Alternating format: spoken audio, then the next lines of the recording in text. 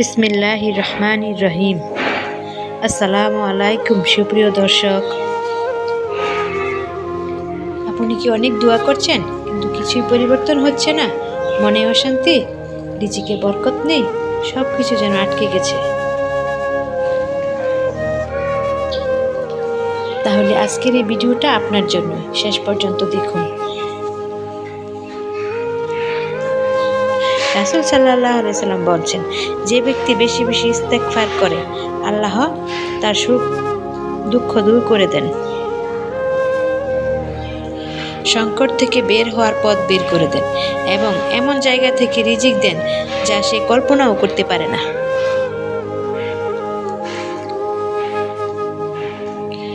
আজ আমি আপনাকে এমন একটি আমল শেখাবো, মাত্র 3 দিন করলে আপনি নিজেই পরিবর্তন অনুভব করতে পারবেন ইনশাআল্লাহ।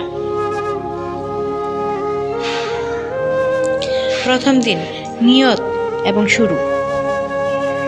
প্রথম দিন চোখ বন্ধ করুন, শুধু একটা নিয়ত করুন, আমি আল্লাহর সন্তুষ্টির জন্য ইস্তেগফার করছি। তারপর 100 বার পড়ুন আস্তাগফিরুল্লাহ। ধীরে ধীরে মন দিয়ে পড়বেন। সময় ফজরের পর অথবা রাতে ঘুমানোর আগে। দ্বিতীয় দিন, গভীর অনুশোচনা। আর শুধু পড়বেন না, মনের ভেতর থেকে অনুভব করবেন। 200 বার পড়ুন আস্তাগফিরুল্লাহ রাব্বি মিন কুল্লি জামবি ওয়া আতুবু ইলাইহি। অর্থ মনে রাখুন, হে আমার রব, আমি আমার সব গুনাহের জন্য ক্ষমা চাই এবং আল্লাহ আপনার দিকে ফিরে আসি। নিজের গুনাহগুলো মনে করুন, চোখের পানি আনার চেষ্টা করুন। তৃতীয় দিন, পূর্ণ ভরসা। আজকের দিনটা সবচেয়ে গুরুত্বপূর্ণ। 300 বার পড়ুন আস্তাগফিরুল্লাহ।